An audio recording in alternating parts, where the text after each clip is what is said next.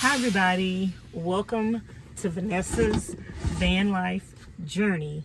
I am here today to talk about this Texas weather and whether or not you can weather this storm. I am here today for a word of encouragement to people who have never seen weather like this before in Texas, and they are scrambling, running to Home Depot, lines around the block for Home Depot, and people are panicking. And I just want to tell you not to panic. Please, please, please don't panic. When you are faced with a situation and you panic, 9 times out of 10, you make mistakes. Some mistakes that you make can be detrimental to your health. So I hope this video goes out to as many Texans and even people that are not in Texas that live in a van, that don't live in a van, live in home life, but are experiencing things that are not typical and normal for their area. And the first thing we normally do is panic. And most of the times, people who, I had warmed up me some tea earlier, y'all, and it's actually sitting over here getting cold. I actually don't have any sugar in it or anything. Most of the time, people who are not used to anything are the people who panic. And most of the times, the people who have been through the storms and back, they know how to survive. So I just want to let you guys know that you are gonna make it through this snowstorm. You are gonna make it through these freezing temperatures. I lived in a building with no lights, no gas, no water, no plumbing for over 10 years. And I am here to tell you guys that you can make it. I made it, and now I'm transitioning from home life to van life to actually live in a van freely of my own free will and my own free choice. And I'm making it convenient and cozy for myself. I'm sitting here with a cup of tea in my van. You may think I was in the house, but I'm not. I have my stove running, and you're in a home. Most of you Texans are in a home, and you're scrambling and you're panicking and you're doing things that are detrimental to your health that are not making any sense at all. And I'm not understanding it because I'm living in a van and I'm warm and I'm cozy and I'm sitting here drinking tea. Preparation. You know, people who have everything at their fingertips, they don't prepare for anything until it's too late. You don't prepare for anything until it's too late. You want to go run out and buy a generator after the storm hits. No. Every homeowner should have a generator. Every homeowner should have a generator, should have secondary power sources, secondary heating sources. If your home is all electricity, you should have a propane tank. One of those little Mr. Buddy heaters. Those things can warm up a room in a matter of minutes. You need to have, people think solar panels are just for people who are living in a van, or people who live on a homestead, people who live in a farm who just want solar. No. You can, if you don't want to put a whole solar kit on your house, you can put 2 or 3 or 4 solar panels on the top of your home, just in case of an emergency, you will have solar and electricity to be able to meet your needs. Don't panic during this time of emergency, but take notes as to the things that you need during this time of emergency and plan ahead for future disasters. Like what happened during this time of an emergency that you might need to plan for in the future. For instance, a friend of mine had one of his friends, her pipes burst. And there are lines around the block and around the corner at Home Depot. But she called a plumber to come to her house. Well, my friend called somebody that he knows to go repair her plumbing. And he didn't have to go to the store and stand in a 2-hour line around the corner and around the block to get her plumbing fixtures. She already had them. You should know what size pipes you use in your house. Go buy some extra pipes, some extra fixtures. It might cost you $20, but in the case of an emergency, you will already have the plumbing there that can be fixed. Now that you know that something like this can happen in the future, if you live in a home with all electricity, you will not have a place to cook. A propane tank filled up can cost you $50. The propane doesn't go bad. You can keep it in a closet. You can keep it in a garage. You can keep it outside your apartment in your storage closet. And you could have you a little portable Coleman grill. Sometimes you can find those things at the flea market for like $10 or $15, the Coleman grills. Sometimes you can find a propane tank for $20, $25. Go get it filled up.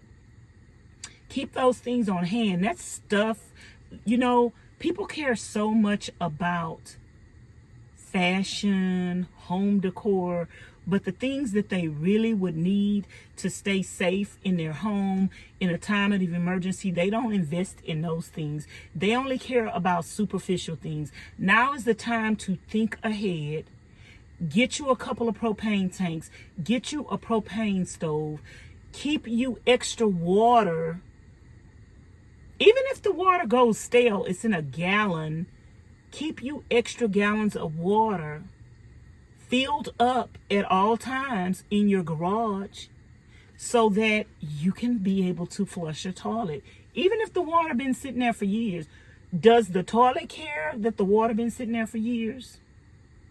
No.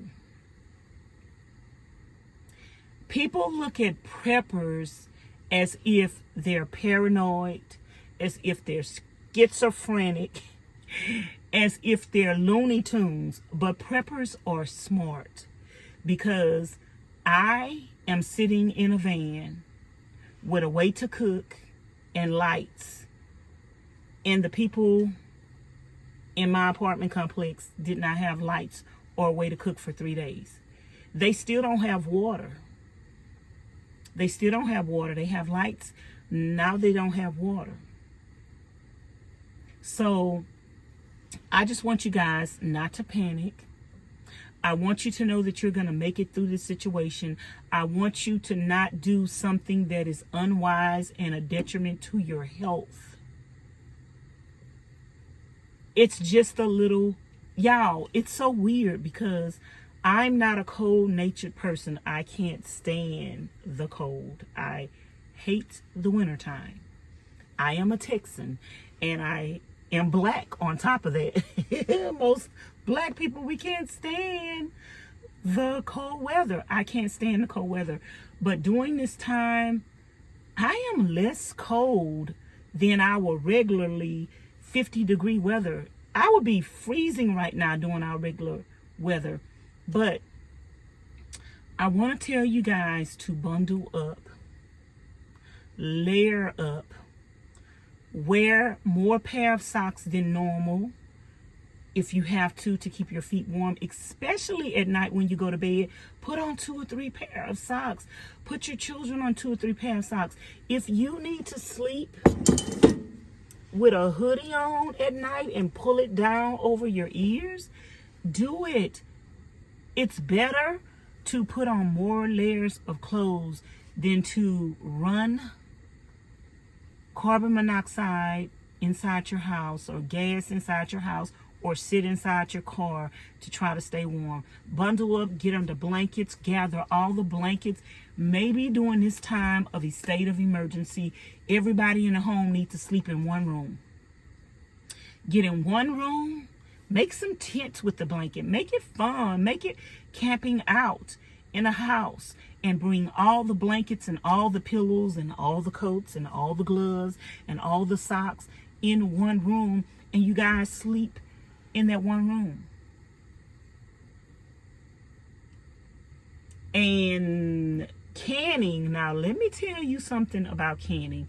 People make fun, everything that people have made fun of on YouTube concerning me and things that I choose to do because it seems weird and out of whack to them, are things that are becoming very beneficial, helpful, and are helping me to survive. Canning, I love canned foods. I love to can my own food so I'll know what's in it. I have cans of soup. I have cans of chicken. The stores are not open. The stores are closing at 5 p.m. I have an abundance of food in my van. I've been doing my research for years on what it is that I wanted to do.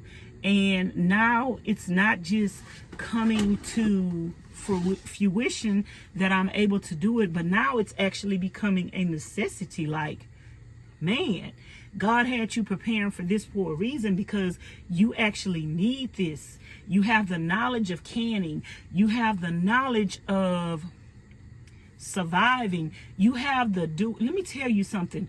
A woman, and I'm not trying to put anyone else down, because I want you guys to learn from this experience. But a woman who waits on somebody to do everything for her makes herself vulnerable and susceptible to being a victim. In all situations, you could be a victim of yourself, but the likelihood that I'm going to be a victim is kind of slim to none, because, you know, I'm not going to have to wait on a man to come and hook up no propane tank for me. It's cold outside. I'm freezing. My children are freezing. And I can't take a propane hose and hook it up to the propane tank because I'm so helpless and I'm waiting on a man. Not in this life. Watch some videos. Everything that you would want to know about or do, whether you're a male or female, watch a YouTube video. Learn what you need to learn. If you don't get it and you don't understand it, watch that video 2, 3, 5, 10 times. Nobody know how many times you watch that video. Watch it until you get it.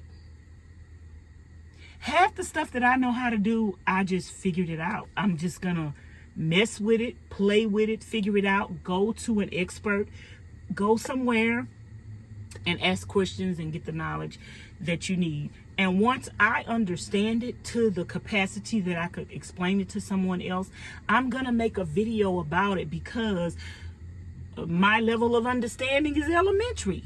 And most people need to understand stuff in a very basic situation. I've been doing YouTube videos for years on YouTube. I had a YouTube tips and tricks channel. People loved the way that I explain things, because I explain things to people the way that I understand something. And I'm not explaining to you just like you're a dummy. I'm explaining it to you like I was the dummy. I didn't know how to do this, and I learned how to do it. So I want to share that with other people. I want you guys to be safe, whether you're living in a house or you're living in a van. But if you're living in a home, I want you to know, if I can survive this Texas snowstorm in a van, you should not be having no issues and no problems. First of all, save your water jugs, your milk jugs, your juice jugs, and start filling them up and putting them in the garage. You don't have to save 200 jugs, but save about 25 jugs and put them in the garage and store them with water, okay? That's the first thing you do. Second thing you do, go get you 2 propane tanks and make sure they are filled at all times. Get one to hook up to a burner to keep your house as a heat source, and get one for a stove. And if you want to, you could actually get 4 propane tanks, so you could have 2 for when the other ones run out. So like now, I have 1 propane tank in use, and I have 1 for when that runs out. What if tomorrow we have a snowstorm again and the city shuts down and no one is selling propane? Home Depot and Lowe's and every other store ran out of propane. So even if you have a tank, but the places are closed to get it, so it doesn't hurt to have the propane in the garage. Keep it turned off. Keep it in a place where a child can't go in the garage and turn that knob. Keep it somewhere where they can't get to it. If you can, get you a couple of solar panels. Put them on your house, or you could have them in the garage where you could pull them out in case of an emergency, and you will have them.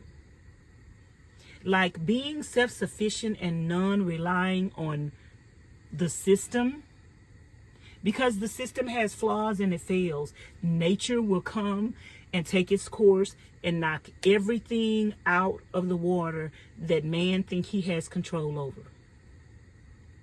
So to be a prepper and to prepare for situations for ahead of time, it's nothing wrong with that. At least you don't have to be the people that's standing in line at Home Depot for 2 and 3 hours just to get in. They're letting people in 1 person at a time. So I just want to come to you and let you know, if I can survive van life, and I know I will survive van life, because I survived living in a building with no lights, no gas, and no water for pretty much 10 years. So I know that you can survive home life.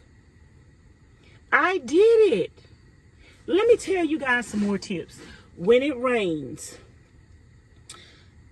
buy you a trash can that you only use, and you could use this. See, in home life, you should be doing these things already. When it rains, you should be catching rainwater to water your plants. Instead of using the water out of the faucet, you should be watering your plants with the rainwater that's coming out of the gutter. So you will already have a trash can catching rainwater, and in case of water being turned off again, you will already have trash cans around your gutter or around your house that's catching water. You could empty them out every now and then, clean them out. And especially during a time like this, you would want to clean it out real good. We are having rain constantly. Make sure you're catching fresh water. You could use that water to warm up to, even if you didn't have electricity, the burner stove. And if you don't want to get a stove like mine, you know, the stoves that you use to do the crawfish boils on, you could have that. Put some water in that big old pot, warm that water up, warm some water up for your children to take a bath in. You do not have to go without taking a bath because we have a storm. You don't have to go without water because we have a storm. Have a trash can outside catching water when it rains, or catching the snow when it snows, and bring it in, boil it, and you have a way to take a bath. You have a way to wash dishes. Catch some rainwater. Anything you need to do. You need to wash clothes. I washed clothes with rainwater. Anything you need to do. Flush toilets with rainwater. Put your buckets, put your pots, put your pans, put whatever you need to put. Go, if you don't want a big trash can to be that visible out in your neighborhood because you live in Sugarland, Kingwood, and Rosenberg and all that, go to Home Depot, get you some of those buckets and keep them in your garage and stack them on top of each other. And in a situation like this, no lights, no gas, no water, it's raining, then you take the buckets outside and let them get filled up. Be smart about it. Do not panic. You have to get in survival mode. That's how you make yourself a victim, by being in panic mode, and you just show that you are a wimp and not a warrior. Like, be a survivor. Don't let this little bitty snow and this little bitty water and this little bitty cold and this little bitty ice make us Texans look like we're wimps and not warriors. We are warriors. We are built Ford tough. Why did I do that? I don't know. But we are built tough. Like, I know we're not used to the cold. Like, this is beyond us, and I wish it would go away. However, this is not going to break me. It's going to make me. Now, I'm kind of disappointed because it's stopping my van life projects. But, hey, I'm going to figure a way to work around it. You have a house. You're living in a house. I'm living in a van. You are well off. And if I'm going to survive, then you definitely should. So I hope this was helpful and encouraging to you guys. If you have any questions for me, please leave them in the comments bar below. If you want to know how to survive without no lights, no gas, and no water at home, I can surely tell you how to do that, because I lived in a building with no lights, no gas, no water, no plumbing for years. And now I'm living in a van. You're going to make it. You're going to be okay. Bundle up. Get your survival skills up. Check out channels and people who do this every day and they don't complain. Don't create complainers in your children. Don't complain in front of them about the situation. Make the situation fun. Make it exciting. Make it a learning experience. Make it a science experience. Just make it an experience of, well, the people in the North Pole have to live without electricity and all of this stuff. So how do they do it? So just make it and see. You know, make your children be explorers and see how other people do this.